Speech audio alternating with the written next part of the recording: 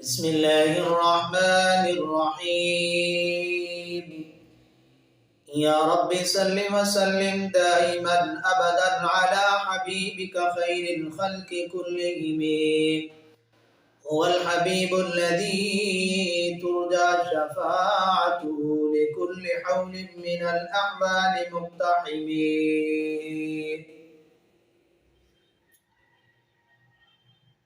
حضور آئے تو سر آفرینش پا گئی دنیا، اندھیروں سے نکل کر روشنی میں آ گئی دنیا، بجھے چہروں کا زنگ اترا ستے چہروں پہ نور آیا، حضور آئے تو انسانوں کو جینے کا شعور آیا۔ حاضرین و ناظرین، آج کا ہمارا درس، آج کا ہمارا سبق عقیدہ ختم نبوت ہے۔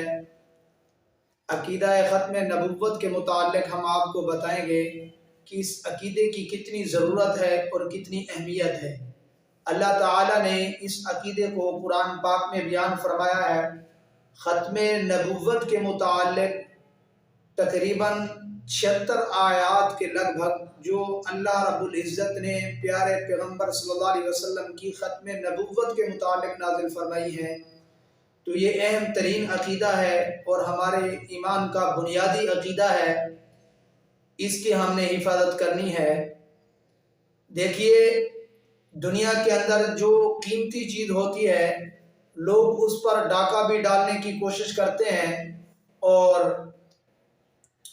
اس پر ہر طرح کی حفاظت کرتے ہیں۔ کبھی آپ نے دیکھا ہوگا مارکیٹوں میں آپ گئے ہوں گے کہ سنار کی زیورات کی جو دکانیں ہیں، ان دکانوں کے سامنے گارڈ ٹھہرا ہوا ہوتا ہے، جبکہ مارکیٹ کی اور بھی دکانیں ہیں، سبزی کے ہیں، فروٹ کے ہیں اور اسی طرح کپڑے کی دکان ہے، لیکن جب آپ اس مارکیٹ میں جائیں گے آپ کو یہاں گارڈ ٹھہرا ہوا نظر آئے گا۔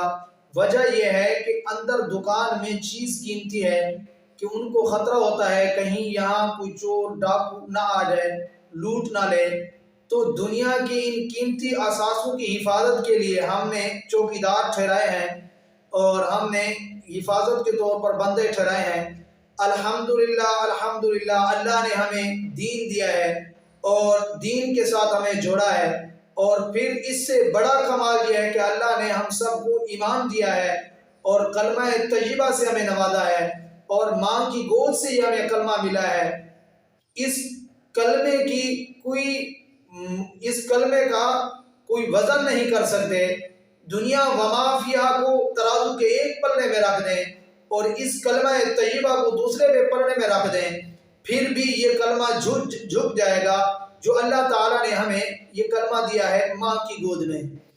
عزیزو، اسی طرح ہر دور کے اندر مختلف قسم کے شکوک و شبہات، مختلف قسم کے شوشہ عقائد پہ ڈالے جاتے ہیں تاکہ نئی آنے والی نسل اپنے عقائد سے پھسل جائے۔ پہلے ان کی کوشش کیا تھی کہ انہوں نے جہاد کے ذریعے سے مسلمانوں کو ختم کرنے کی کوشش کی کہ مسلمان تلوار سے، تیر سے، گولی سے، بموں سے ڈر جائیں گے، ختم ہو جائیں گے۔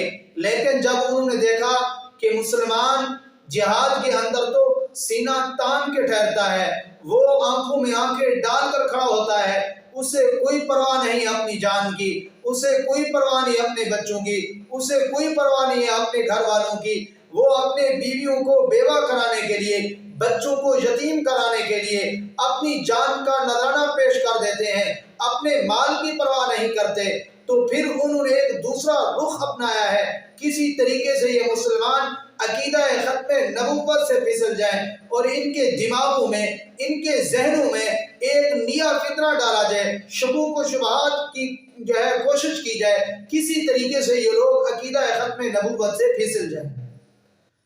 ہر دور کے اندر یہ شکوک و شبہات اور فتنے پیدا ہوتے ہیں۔ اس موجودہ دور کے اندر بھی مختلف قسم کے شوشہ، مختلف قسم کے شکوک و شبہات عقیدہ ختم نبوت پہ ڈالے جاتے ہیں تاکہ آنے والی جو نئی نسل ہے ان کے ذہنوں میں یہ سوالات رکھیں گے، کسی طریقے سے یہ عقیدہ ختم نبوت سے پھسل جائے۔ حاضرین و ناظرین، ہم آپ کے سامنے آج عقیدہ ختم نبوت کو قرآن اور حدیث کی روشنی میں بیان کرتے ہیں۔ دیکھیے، سب سے پہلے آپ یہ دیکھیے کہ سائل نے سوال کیا ہے، کیا آپ کے پاس قرآن پاک کی کوئی ایسی آیت بھی موجود ہے کہ جس کے اندر صراحتاً خاتم النبیین کا لفظ موجود ہو؟ ہم کہتے ہیں جی الحمدللہ ہمارے پاس قرآن پاک کی ایک نہیں کئی آیات موجود ہیں۔ میں آپ کے سامنے ایک آیات پڑھ دیتا ہوں تاکہ ویڈیو لمبی نہ ہو جائے۔ سورۃ الاحزاب 22واں پارہ ہے۔ اللہ تعالیٰ فرماتے ہیں ما کان محمد ابا احد من رجالکم ولکن رسول اللہ وخاتم النبیین۔ اللہ تعالیٰ نے یہاں خاتم النبیین کا لفظ واضح اور صریح لفظوں میں بتایا ہے کہ آخری نبی ہمارے پیغمبر صلی اللہ علیہ وسلم ہے۔ خاتم النبیین کا واضح اور صریح لفظ آ چکا ہے اس آیت کے اندر۔ اور دوسرا سائل سوال کرتے ہیں کہ مسلمان کسے کہتے ہیں؟ مسلمان کسے کہتے ہیں؟